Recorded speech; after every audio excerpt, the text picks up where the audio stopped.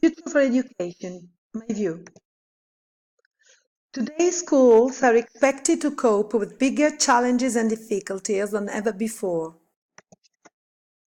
All around the world, governments are struggling for identifying ways to face the extraordinary changes that contemporary world asks for the school to embrace in order to prepare future citizens.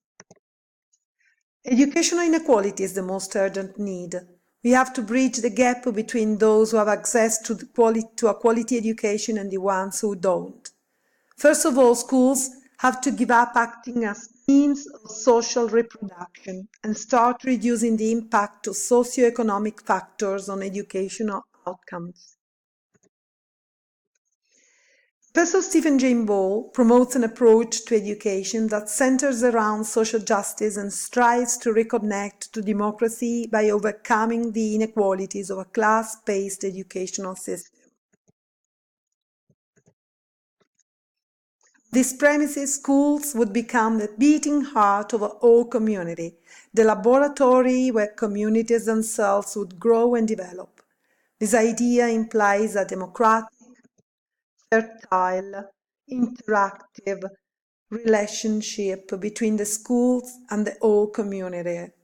My ideal school would provide a form of comprehensive education that includes extended schooling, extracurricular activities, as well as individualized learning. In such an ideal system, schools will be provided with a fair amount of autonomy, which is an essential condition for those interconnections with the local community to be achieved. However, a supervision should be assured as well, a soft-touch education oversight from the centre would ensure parity of provision, according to Sandra Leighton-Gray. Self-assessment reports and inspections at the local level would ensure that schools pursue their purposes and achieve their objectives.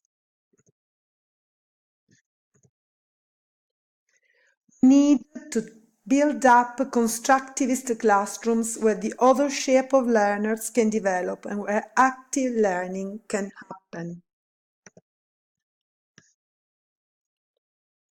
My ideal school system should reflect the following priorities: a collective dimension and a collaborative approach to learning,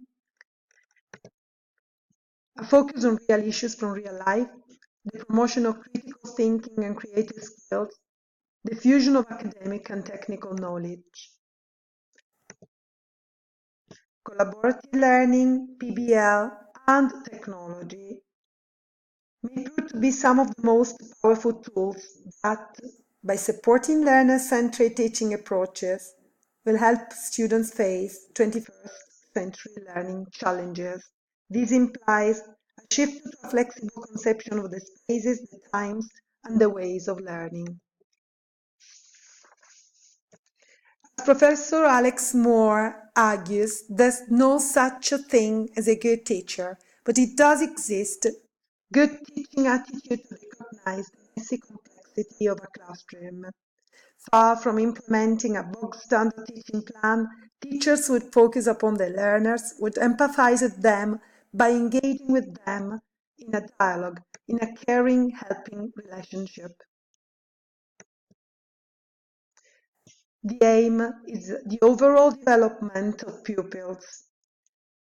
According to Pestalozzi, a physical, mental, and psychological development.